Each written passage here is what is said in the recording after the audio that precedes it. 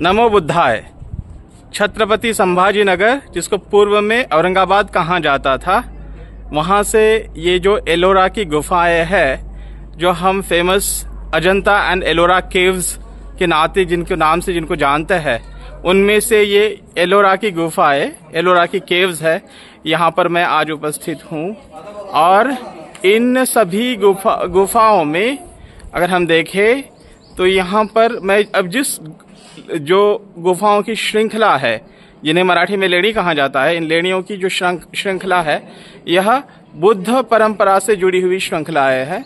यहाँ पर बुद्ध भगवान की सारी प्रतिमाएं दिखाई देती है और जहाँ तक मैं समझ पाया हूँ, क्योंकि हमने गाइड करने की कोशिश की थी लेकिन वो संभव हो नहीं पाया, लेकिन जहाँ तक मैं समझ पाया हूँ, यहाँ पर जो है ये मोनेस्ट्रीज के रूप में भी काम करती होंगी। क्योंकि मैंने इसके बारे में बहुत ज़्यादा पढ़ा नहीं, तो मेरा जो भी समझ है मैं ये आपके साथ साझा करने की कोशिश कर रहा हूँ।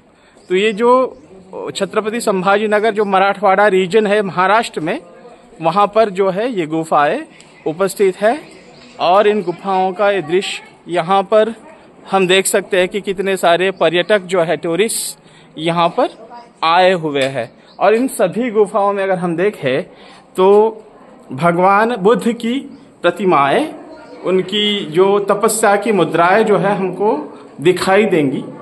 और साथ ही में अगर हम देखें तो हमने कहा था कि यहाँ पर ये मोनेस्ट्रीज के रूप में भी काम करती होंगी। तो ये छोटी छोटी जो जगह है, इन जगहों में जो यहाँ के जो साधक थे, बुद्धिस्ट साधक थे, वह साधक पूजा अर्चना भी करते होंगे, तपस्या करते होंगे। ज्ञान की प्राप्ति के लिए वे सदैव यहाँ पर तपस्यारत रहते होंगे। इनमें से एक जो रहने की जगह है, मैं वो दिखाने की कोशिश करूंगा।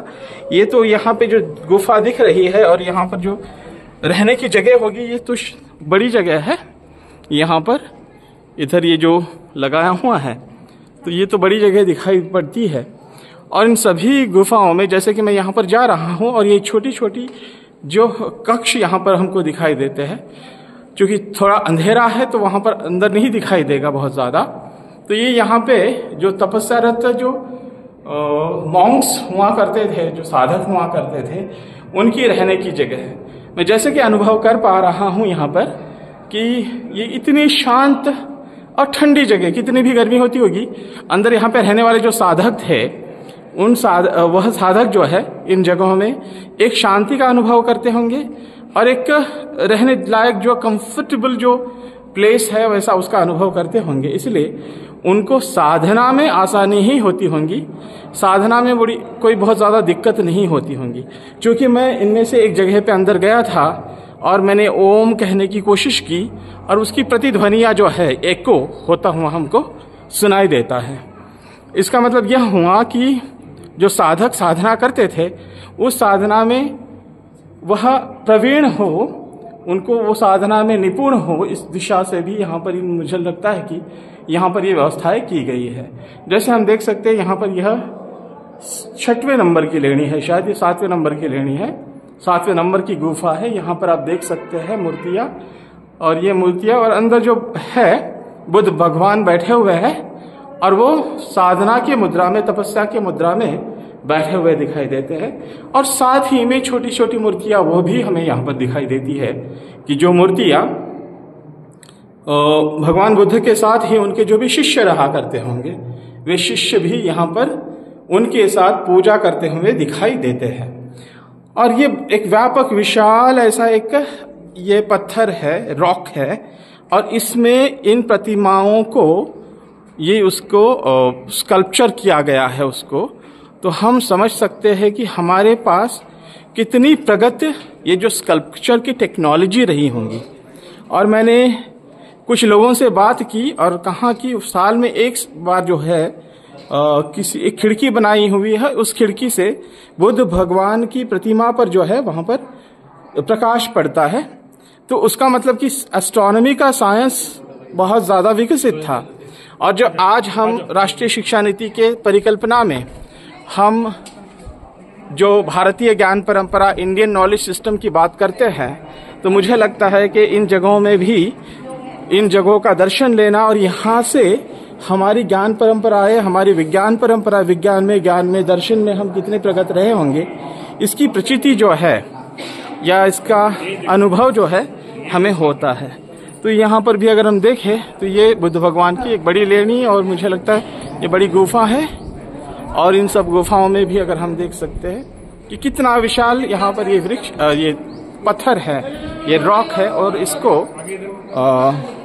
इसको निकाल कर, इसको काट करके ये गुफाएं जो है वो बनाई गई हुई है। तो यहाँ पर विदेशी नागरिक भी जो है, विदेशी पर्यटक यहाँ पर आते हैं बहुत सारे। हम तो जानते ही है कि बहुत सारे साउथ ईस्ट एशियन नेशंस और ईस्ट एशियन नेशंस में बुद्ध दर्शन का जो प्रचार और प्रसार हुआ था और बहुत सारे लोग बुद्धिस्ट बन चुके थे। तो उनमें से बहुत सारे लोग जो है ये बड़ी श्रद्धा से, मैंने देखा जापान से, कुछ लोग थाईलैंड से वगैरह अन्य जगह से भी और चाइना से भी बहुत सारे दर्शक जो है, टूरिस्ट जो है यहाँ पर आते ही रहते हैं और इसका दर्शन होता रहता है।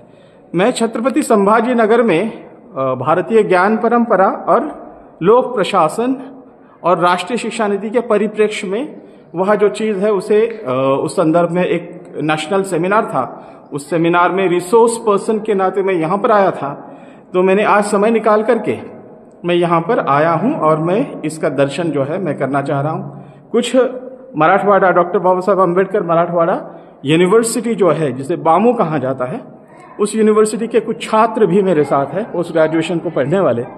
और छात्र बड़े क्यूरियस है, उनके साथ संवाद करते हुए बड़ी मजा आ रही है, उनसे भी बहुत कुछ मुझे सीखने को मिल रहा है। तो मैंने सोचा कि मैं यहाँ पर आज उपस्थित हूँ और मैंने सोचा कि इसका जो दर्शन है, ये विशाल पत्थर और इसमें बनाई हुई ये बुद्ध भगवान की मूर्तियाँ और जो हमारे भारतीय ज्ञान परंपरा या भारतीय धरोहर जो है, भारतीय जो पुरातन सभ्यता है, उस सभ्यता का जो दर्शन है यहाँ पर हमको होता है। और इन गुफाओं में सिर्फ यहाँ पर बुद्धिस्ट गुफाएं ही नहीं है, बुद्धिस्ट लेनियाँ नहीं है, दूसरे साइड में जैन लेनियाँ है और बीच में जो है भगवान महाशिव का जो है एक बड़ा मंदिर वहाँ पर है। तो यहाँ पर बुद्ध, जैन और सनातन हिंदू, इन सभी परंपराओं को प्रदर्शित करती हुई गुफाएं जो है यहाँ पर हमको दिखाई देती है।